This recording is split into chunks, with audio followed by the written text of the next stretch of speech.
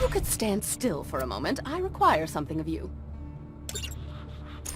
I hid the copious material I compiled after opening the vault those 5 long years ago. In a fit of spastic paranoia, I did not write down the locations to the information. Find it for me, and be handsomely... Oh, were you expecting me to say handsomely rewarded?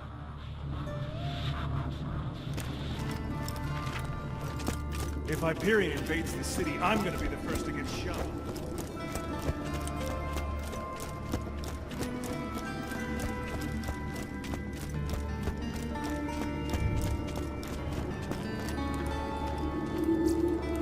I've been relocated to Sanctuary, against everyone's better judgment. Not my own, mind you. I never wanted to be here.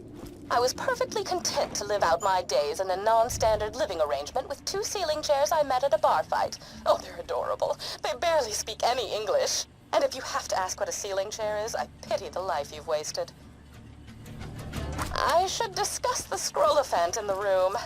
The reason for my relocation was an elongated and systematically unpleasant torture at the hands of Jack's cronies.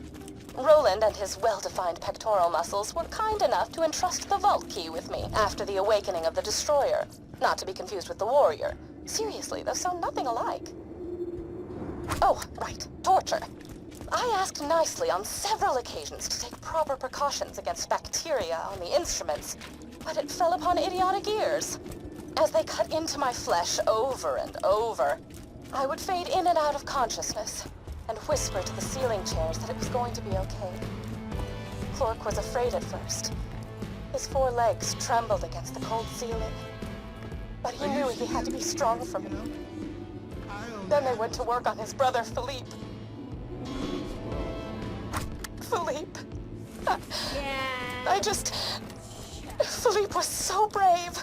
He was so brave for me when the rotary saws began to ply his legs from his body.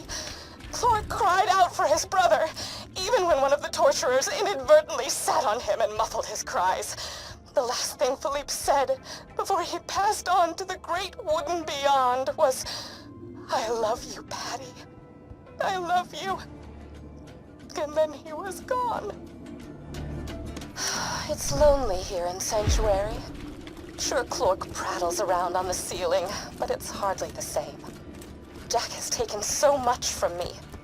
Jack has taken the only happiness I've ever had in his asinine quest for the Warrior and more power.